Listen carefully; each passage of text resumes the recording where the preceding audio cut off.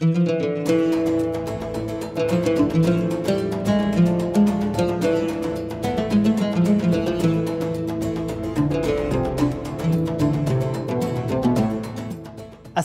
আলাইকুম ওরহমতুল্লাহি ওবারাকাতু। সুপ্রিয় দর্শক, সময় টেলিভিশনের বিশেষ আয়োজন ইসলামী অর্থনীতি অনুষ্ঠানে সবাইকে স্বাগত জানাচ্ছি। আমি মুফতি আব্দুল্লাহ তামিম। দর্শক, বর্তমান বিশ্বে ও জাতীয় প্রেক্ষাপটে ইসলামী অর্থনীতি ও শরিয়া ভিত্তিক ব্যাংকিংয়ের গুরুত্ব দিন দিন বেড়েই চলছে। বিশেষ এই পর্বে আজ আমরা আলোচনা করব দ্রব্যমূল্য নিয়ন্ত্রণে বাজার সিন্ডিকেট ও মজুতদারির বিষয়ে ইসলামের কঠোর নির্দেশনা। এই বিষয়ে গুরুত্বপূর্ণ আলোচনার জন্য আমার সাথে উপস্থিত আছেন দুইজন সম্মানিত আলোচক। আমার সাথে আছেন আইএফএ কনসালটেন্সির শরিয়া অ্যাডভাইজার এবং আজমপুর দারুল উলুম মাদ্রাসার সহকারী শিক্ষা সচিব ও মুহাদ্দিস মুফতি ফাহাদ হাসান। আসসালামু আলাইকুম ওরহমতুল্লাহি ওয়াবারাকাতুহু। এছাড়াও উপস্থিত আছেন বাংলাদেশ ইনস্টিটিউট অব ব্যাংক ম্যানেজমেন্টের অধ্যাপক ও প্রশিক্ষণ বিভাগের পরিচালক ডক্টর মোহাম্মদ তাজুল ইসলাম। আসসালামু আলাইকুম ওরহমতুল্লাহি ওয়াবারাকাতুহু। প্রথমে মুফতি ফাহাদ হাসান, আপনার কাছে জানতে চাই, বাজারে কৃত্রিম সংকট সৃষ্টি বা অতিরিক্ত মজুতদারি সম্পর্কে কোরআন হাদিস কি বলে, একটু আলোচনা করবেন। বাজারে কৃত্রিম সংকট সম্পর্কে আল্লাহ তাআলা সূরা হজের 25 নম্বর আয়াতে বলেছেন, ওয়ামাই ইউরিদ ফিহি বিলহাদিম বিজুলমিন নুযিকহু মিন আযাবিন আলিম। যে ব্যক্তি হারামে বক্রতা সৃষ্টি করবে, সমস্যা সৃষ্টি করবে, তাকে আমি কঠিন শাস্তি আস্বাদন করাবো। হারামের মধ্যে বক্রতা সৃষ্টি করার অর্থ হলো সেখানে কৃত্রিমভাবে খাদ্য সংকট তৈরি করা। তো এই আয়াত থেকেও আমরা বুঝতে পারি যে শুধুমাত্র হারামই নয়, বরং বিশ্বের যে কোনো প্রান্তেই যারা বাজারে কৃত্রিম সংকট তৈরি করবে খাদ্যের ক্ষেত্রে বা বিভিন্ন জিনিসের ক্ষেত্রে, প্রয়োজনীয় জিনিসের ক্ষেত্রে, আল্লাহ তাআলা তাকে কঠিন শাস্তি দিবেন। ঠিক তেমনিভাবে আমরা রাসূলুল্লাহ সাল্লাল্লাহু আলাইহি ওয়াসাল্লামের নির্দেশনা পাই। এক হাদিসে রাসূলুল্লাহ সাল্লাল্লাহু আলাইহি ওয়াসাল্লাম বলেছেন, লা ইয়াহতাকিরু ইল্লা খাতিউন। যে ব্যক্তি শুধুমাত্র পাপী, তারাই বাজারে কৃত্রিম সংকট তৈরি করতে পারে। তদ্রূপভাবে হযরত উমর ইবনুল খাত্তাব রাদিয়াল্লাহু তাআলা আনহু থেকে একটি হাদিস বর্ণিত আছে। হযরত উমর ইবনুল খাত্তাব রাদিয়াল্লাহু তাআলা আনহু বলেন, রাসূলুল্লাহ সাল্লাল্লাহু আলাইহি ওয়াসাল্লাম বলেছেন, মান ইহতাকারা আলাল মুসলিমিনা তুআমাহুম দরাবাহুল্লাহু বিল জুজাম ওয়াল ইফলাস। এখানে যে দুইটা শাস্তির কথা আল্লাহ তাআলা বলেছেন, রাসূলুল্লাহ সাল্লাল্লাহু আলাইহি ওয়াসাল্লাম বলেছেন, সেটা হলো তার দুরারোগ্য ব্যাধিতে আক্রান্ত করা এবং তাকে দারিদ্রতা নিষ্পেষিত করা। তো এই সকল হাদিস এবং কোরআনের নির্দেশনা থেকে আমরা স্পষ্টভাবে বুঝতে পারি যে বাজারে কৃত্রিম সংকট তৈরি করা ইসলামের দৃষ্টিকোণ থেকে খুবই নিন্দনীয় এবং গর্হিত একটি কাজ। জি, অনেক অনেক ধন্যবাদ। জনাব ডক্টর মোহাম্মদ তাজুল ইসলাম, আপনার কাছে জানতে চাই যে বাজারে সিন্ডিকেট ও কৃত্রিম মূল্য বৃদ্ধি থামাতে কার্যকর অর্থনৈতিক পদক্ষেপ কি হতে পারে? আসলে বাজারে মূল্য উঠানামা করা পণ্য, এটা মার্কেট ইকোনমির একটা স্বাভাবিক বৈশিষ্ট্য। এর মধ্যে মার্কেট ইকোনমির কিন্তু আরও কয়েকটা বৈশিষ্ট্য আছে, যেমন ডিমান্ড এবং সাপ্লাই, তারপর প্রাইস ফিক্সিং মেকানিজম। এইটা তিনটা মেজর কম্পোনেন্ট। যদি স্বাভাবিক গতিতে মার্কেট চলে, তাহলে কিন্তু একটা পণ্যের যখন সাপ্লাই বেড়ে যাবে, তখন স্বাভাবিকভাবে পণ্যের দাম কমে। আবার যখন পণ্যের চাহিদা বেড়ে যাবে, তখন পণ্যের দাম অটোমেটিক্যালি বাড়ে। তো এইটা হচ্ছে তার সাথে স্বাভাবিক রিলেশনশিপ। কিন্তু এই দাম বৃদ্ধি এবং কমানো মূলত কয়েকটা ফ্যাক্টরের উপর নির্ভর করে। আমরা দেখেছি যে মূলত তিনটা ভাগে, মোটা দাগে ভাগ করা যায়। একটা হচ্ছে ইন্টারনাল ফ্যাক্টর, একটা এক্সটার্নাল, আর একটা হচ্ছে ন্যাচারাল ফ্যাক্টরস। ইন্টারনাল ফ্যাক্টরগুলো হচ্ছে যেমন একটা দেশের যদি যারা প্রোডাক্টটা প্রডিউস করে যায় তাদের সংখ্যা যদি কম হয়, অর্থাৎ মার্কেটটা যদি মনোপলি মার্কেট হয়, কয়েকজনের হাতে শুধুমাত্র প্রোডাক্টটা সেলিং পাওয়ার আছে, অথবা প্রোডাকশন কয়েকজনই করছে, অথবা ডিস্ট্রিবিউশন কয়েকজনই করছে, তখন কিন্তু মার্কেটটা স্কুইজ হয়ে যায়। তখন একটা সুযোগ থাকে যে মার্কেটে সে প্রাইস আপ করার। এছাড়া ধরেন যদি সরকারের কাছে যদি প্রপার ডেটা না থাকে, তারপরে সরকার পলিসি যদি স্ট্রং না হয়, মনিটরিং সেল যদি উইক না হয়, এটা একটা ইন্টারনাল পার্ট। আর এক্সটার্নাল পার্ট হচ্ছে দেখুন সারা ওয়ার্ল্ডে যেমন রাশিয়া এবং ইউক্রেন যুদ্ধ হলো, ওইটার কারণে কিন্তু আমার মার্কেটে একটা ইফেক্ট পড়তে পারে। এরপরে জিও পলিটিক্স একটা ফ্যাক্টর আছে, যেমন বাংলাদেশের সাথে ইন্ডিয়া, ঠিক আছে, চায়নার সাথে রাশিয়া, ওই কারণে কিন্তু হতে পারে। তারপর ওয়ার্ল্ড ওয়াইড যে মার্কেট ইকোনমির যে ডিনামিক্স, যেমন ডলারের প্রাইস আপ অ্যান্ড ডাউন, এই ফ্যাক্টরটাও একটা এক্সটার্নাল ফ্যাক্টরস। এছাড়া ন্যাচারাল ডিজাস্টার কারণে হতে পারে। আমরা এই তিনটা ফ্যাক্টর যদি একসাথে করি, মূলত দুটো কারণে মার্কেট আমরা ভাগ করতে পারি পণ্যের ওঠানামা করাটা। একটা হচ্ছে ন্যাচারাল ওয়েতে হতে পারে, যেটা অলরেডি মার্কেট পারফেক্ট কম্পিটিশন যদি থাকে, আর একটা হচ্ছে কৃত্রিমভাবে হতে পারে। এখন যদি কৃত্রিমভাবে প্রোডাক্টটা বাড়ে, এটা আসলে কোন জায়গায় বাড়তে পারে পণ্যের দামটা? এটা এটা এই কৃত্রিমভাবে যে আমরা আজকে যে আলোচনা করছি মূলত সিন্ডিকেট। এই সিন্ডিকেটটা শুধু যে প্রোডাক্ট সাপ্লাই হবে এমন না, সেটা কিন্তু প্রোডাকশন হতে পারে, ডিস্ট্রিবিউশন হতে পারে, আবার ধরেন রিজনাল এরিয়াতে হতে পারে, আবার মার্কেট বিডিংও হতে পারে। অর্থাৎ প্রোডাক্টটা যখন হোলসেল মার্কেটে আসে তখন একটা সিন্ডিকেট ওরা কিন্তু প্রোডাক্টটার প্রাইসটা এর উপরে উঠতে দেয় না। এটাও কিন্তু একটা প্রাইস ইনক্রিজের কারণ। তো এই কয়েকটা কারণে মূলত প্রোডাক্টটা হতে পারে। এবং আমাদের দেশে কিন্তু অনেকগুলো আইন অলরেডি হয়েছে। আমি মূলত এই বাজারে যে মেইন পদক্ষেপগুলো, এইসব কৃত্রিম বৃদ্ধি বা আর্টিফিশিয়াল প্রাইস ইনক্রিজ করার জন্য সরকারের যে পদক্ষেপগুলো, এবং প্রথম বলবো যে মার্কেটে কম্পিটিটিভ ডিনামিক্স অর্থাৎ কম্পিটিটরদের সংখ্যা বাড়ানো। আর 2 নম্বরটা হচ্ছে সাপ্লাই চেইনটাকে স্ট্রেনথেনিং করা। তারপর 3 নম্বর স্টেপের কথা বলবো, সেটা হলে একটা মার্কেট ইন্টেলিজেন্স ইউনিট গঠন করতে হবে, যারা রিয়েল টাইম ডেটা ট্র্যাক করবে, ডেটা রেকর্ড করবে যে কী পরিমাণ পণ্য এবার প্রডিউস হলো, কী পরিমাণ পণ্য আমাদের কনজামশন লাগবে, এবং কী পরিমাণ পণ্য আমাদের ইম্পোর্ট করতে হবে। এবং 4 নম্বরে বলবো আমি যে যারা এই স্টক করতেছে, কী পরিমাণ তার স্টক আছে এবং কী পরিমাণ সেল করেছে, এইটার ডেটা ডিক্লারেশন বাধ্যতামূলক করতে হবে, এবং এটা টাইম টু টাইম। ঠিক আছে? তাছাড়া আমাদের ইকোনমিটাকে আমরা কন্ট্রোল করতে পারবো না। জি, অনেক অনেক সুন্দর আলোচনা হয়েছে। মুফতি ফাহাদ হাসান, আপনার কাছে এই বিষয়ে একটা বিষয় আমরা জানবো যে ইসলাম অনুযায়ী ব্যবসায়ী কোন কাজগুলো করলে সেটা জুলুম বা হারাম বাণিজ্য হিসেবে গণ্য হবে, এই বিষয়ে একটু আলোচনা করবেন। কোন কোন কাজ করলে আমার ট্রানজ্যাকশন ইনভ্যালিড হবে বা হারাম হিসেবে বিবেচিত হবে, এক্ষেত্রে শরিয়ার কিছু মূলনীতি আছে।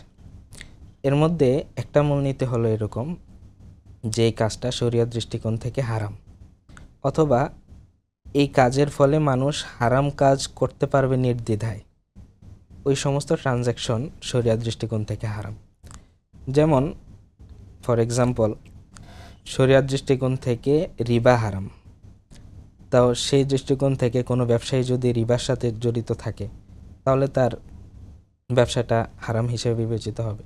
ঠিক তেমনিভাবে যেমন জুয়া, গাম্বলিং, আনসার্টেনটি, এ সকল যেই ট্রানজ্যাকশনগুলো আছে, এ সকল ট্রানজ্যাকশনগুলো থেকে বিরত থাকতে হবে। তাহলেই যদি এই সমস্ত বিষয় থেকে আমরা বিরত থাকতে পারি, আমাদের ট্রানজ্যাকশনগুলো হালাল হিসেবে বিবেচিত হবে। আর যদি আমরা এই সমস্ত ট্রানজ্যাকশনে জড়িয়ে পড়ি তাহলে আমাদের ট্রানজ্যাকশনগুলো ইনভ্যালিড তথা হারাম হয়ে যাবে। জি, অনেক অনেক ধন্যবাদ। ডক্টর মোহাম্মদ তাজুল ইসলাম, আপনার কাছে জানতে চাই যে নিত্যপণ্যের যে ন্যায্য মূল্য আছে এটা নিশ্চিত করতে সরকার, ব্যবসায়ী এবং সাধারণ মানুষ, এই সবার ভূমিকাটা কিভাবে সমন্বয় করা যাবে? জি, আসলে তো শুরুতে বলি যে আসলে যে একটা পণ্যের দাম বাড়লে আসলে কারা বেশি ক্ষতিগ্রস্ত হয়। আপনি দেখবেন যে প্রান্তিক চাষিও ক্ষতিগ্রস্ত হয় দাম কমলে অথবা বাড়লে, এবং যারা প্রান্তিক ভোক্তা যাতা। এমনি বাড়াটা যদি ন্যাচারালি হতো তাহলে সমস্যা ছিল না।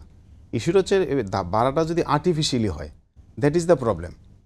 এখন আমরা যদি বলি যে এখানে আসলে সরকারের কি ভূমিকা রাখার দরকার ছিল, অবশ্যই সরকারের বেশ কিছু ভূমিকা রাখার কথা ছিল। আমি 4 থেকে 5টা মোটা দাগে বলবো। প্রথম হচ্ছে পলিসি রিলেটেড। সরকার কিন্তু অনেকগুলো পলিসি করেছে, যেমন সর্বশেষ যে এন্টি হোর্ডিং অ্যাক্ট করেছে 2023 সালে। এছাড়া কিন্তু কনজিউমার প্রোটেকশন রাইট অ্যাক্ট আছে, তারপর আমাদের কাস্টম ট্যাক্ট আছে। এই আইনগুলোর যথাযথ বাস্তবায়ন নিশ্চিত করা। 2 নম্বরটা বলবো সরকারের যে ডিজিটাল মনিটরিং সিস্টেম করতে হবে, যে আমি হেড অফিসে বসে খবর পেলাম টেলিফোনে অমুক জায়গায় এই সিন্ডিকেশন হচ্ছে, আমি ভোক্তাদেরকে পাঠালাম তুমি দেখে আসো, এটা করলে হবে না। কিন্তু আরেকটা হচ্ছে পরিবহন কষ্ট। যেমন আমরা দেখছি রাঙ্গামাটিতে আমাদের এগ্রিকালচার আইটেমগুলো, অথবা যশোরে যেটা হয়, কুমিল্লাতে যেগুলো হয়, এগুলো দেখা যায় আমরা সিজনে টমেটো অনেক কম দাম, 2 টাকা 3 টাকা। এখন এটা যদি পরিবহন কষ্ট যোগ করে, ঢাকাতে আমরা কখনো 2 টাকা 3 টাকা টমেটো খাইতে পারি না, 40 টাকা নিচে কখনোই হয় না সিজনে। সুতরাং সরকারের টোটাল ইয়ার ভিতরে, প্যাকেজের ভিতরে আমি বলবো আরেকটা ইস্যু, সেটা হলো কমোডিটি মার্কেট একটা তৈরি করতে হবে এগ্রিকালচারের ক্ষেত্রে, যেটা আমরা প্রোডাকশন করে থাকি। কিন্তু আর যেটা ইম্পোর্ট করি, ইম্পোর্টের ক্ষেত্রে সরকারের স্বচ্ছ ইম্পোর্ট পলিসি এবং সেটাকে স্ট্রেনথেনিং করা, যে তুমি কি পরিমাণ পণ্য এনেছো এবং কি পরিমাণ সেল করেছো, এটার ব্যালেন্স কি, এবং আমার মার্কেটে ডিমান্ড কত, তেলের ডিমান্ড কত, পেঁয়াজের ডিমান্ড কত। এবং 3 নম্বর যেটা বলবো, যেটা আপনি বললেন যে আসলে ব্যবসায়ী ছাড়াও আমরা যারা ভোক্তা লেভেলে, ভোক্তাদের মধ্যে কিন্তু একটা পেনিক অ্যাটাক হয়। সেই অ্যাটাকটা কী হয়, আমরা জানি যে পণ্যের দাম যখন বাড়ছে, পণ্যের সাপ্লাই যখন বেড়েছে, তো পণ্যের দাম এমনি কমবে, এটা স্বাভাবিক। কিন্তু দেখা যায় বাংলাদেশে অনেক সময় এই থিওরি কাজ করে না। এবং ফাইনালি বলবো যে ফার্মার্সদেরকেও কিন্তু আমাকে, যারা প্রান্তিক লেভেলের কৃষক আছে তাদেরকেও কিন্তু এখানে ইন্টিগ্রেশন লেভেলে নিয়ে আসতে হবে। কারণ তারা ইকোনমিক্স একটা থিওরি আছে, সেটা হচ্ছে কবওয়েভ থিওরি।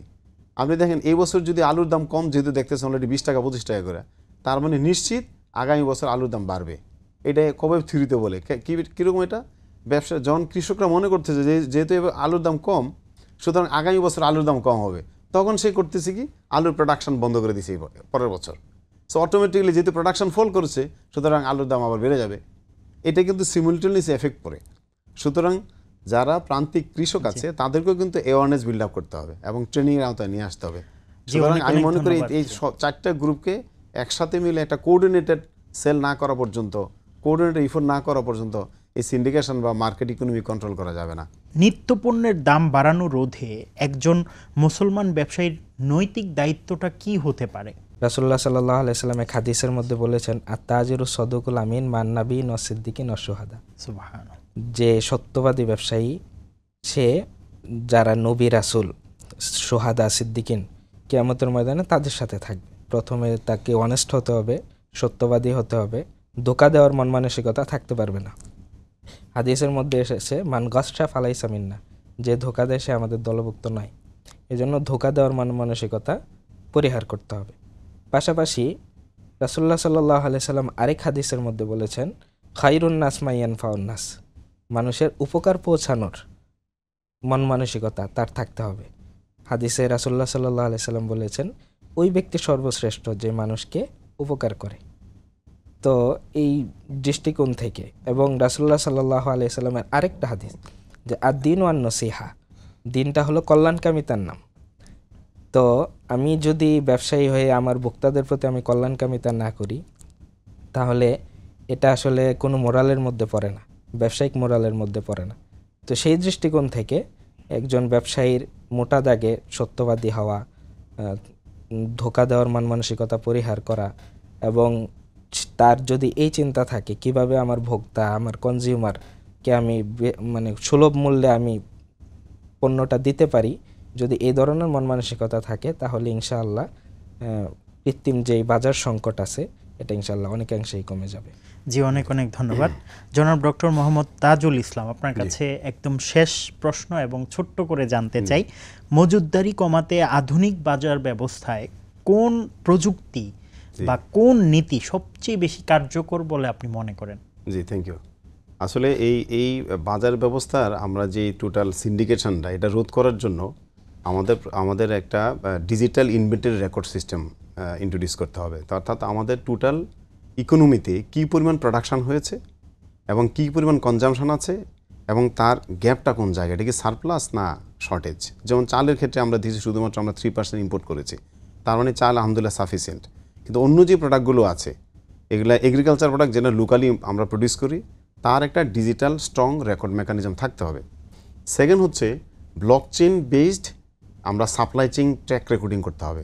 সেই ব্লকচেনটা কি, যেমন ধরেন একজন ফার্মার থেকে শুরু করে কোথায় কোথায় প্রোডাক্টটা যাচ্ছে এবং তার প্রাইস কত, তার পরিবহন খরচ কত, সেলিং প্রাইস কত, রিটেল প্রাইস কত, এবং ফাইনালি প্রোডাক্টটা কোন জায়গায় যাচ্ছে, এইটা টোটাল ডেটা রেকর্ডটা যদি করা সম্ভব হয়, ব্লকচেন বেসড আমরা টেকনোলজি অলরেডি আছে মার্কেটে, সেটা যদি আমরা নিশ্চিত করতে পারি, তাহলে প্রাইস অনেকাংশে কমে যাবে। থার্ড হচ্ছে মার্কেট ইন্টেলিজেন্স ইউনিট, যেটা আমি বললাম যে এখানে সরকার, ভোক্তা, তারপর হচ্ছে আমাদের ফার্মার্স, এদের কনসলিডেটেড ইফোর্টে একটা ইউনিট গঠন করতে হবে যারা real time data track record করবে, ঠিক আছে। এবং সাপ্লাই চেনের ভিতরে আমরা ফরওয়ার্ড ইন্টিগ্রেশন করতে হবে। আর হচ্ছে কমোডিটি মার্কেটটা আমাদেরকে ডিজিটালাইজেশন করতে হবে। তাছাড়া কিন্তু আমাদের মার্কেটটা যতই গভর্নমেন্ট ইন্টারভেনশন না হোক না কেন, তো আমরা কিন্তু এটা কন্ট্রোল করতে পারবো না। তো আমি মনে করি যে টেকনোলজি বেসড ব্লকচেইন এবং ডিজিটাল ডাটা রেকর্ডিং এবং ডিস্ট্রিবিউশন চ্যানেল এবং সাপ্লাই চেইন, এই টোটালটাকে যদি আমরা সেন্ট্রাল ডাটাবেজের মাধ্যমে কন্ট্রোলিং করতে পারি, তাহলে সরকারও কিন্তু প্রিডিক্ট করতে পারবে যে আগামী বছর আমার কী পরিমাণ পেঁয়াজ লাগবে, আমার দেশে কী পরিমাণ উৎপাদন হচ্ছে। এইটা যদি সঠিক আমরা ফোরকাস্ট করতে পারি, আমার মনে হয় যারা সাপ্লায়ার তারা তখন ভয় পাবে যে সরকার তো নিজেই সাপ্লাই দিয়ে দিচ্ছে, ঠিক আছে। যখনই মার্কেটে এটা ক্রাইসিস হবে, তখন টিসিবি করবে কি, তার প্রোডাক্টটা দিবে। এবং টিসিবিও আমাদের যে ওপেন মার্কেট সেল যেটা করতেছে তাদের সংখ্যা আরও বাড়াইতে হবে। অলরেডি 1 কোটি ওরা ফ্যামিলিকে সাপোর্ট দেয়। সো এটার সংখ্যা আরও বাড়াইতে হবে, যাতে করে আমাদের প্রান্তিক লেভেলে যারা আছে তারা এটা ফেসিলিটিটা ভোগ করতে পারে। এবং সরকারের নীতির একটা পরিবর্তন আনতে হবে, সেটা হচ্ছে মনোপলি মার্কেট থেকে কিন্তু সরে আসতে হবে। জি, অনেক অনেক ধন্যবাদ আপনাদেরকে সুন্দর আলোচনা করবার জন্যে। সুপ্রিয় দর্শক, এতক্ষণ পর্যন্ত আপনারা দেখছিলেন সময় টেলিভিশনের বিশেষ আয়োজন ইসলামী অর্থনীতি অনুষ্ঠান। আগামী অনুষ্ঠান দেখার আমন্ত্রণ জানিয়ে আজকের মতো বিদায় নিচ্ছি। সবাই ভালো থাকবেন, সুস্থ থাকবেন, সঙ্গেই থাকবেন সময়ের। আসসালামু আলাইকুম ওয়া রাহমাতুল্লাহি ওয়া বারাকাতুহু।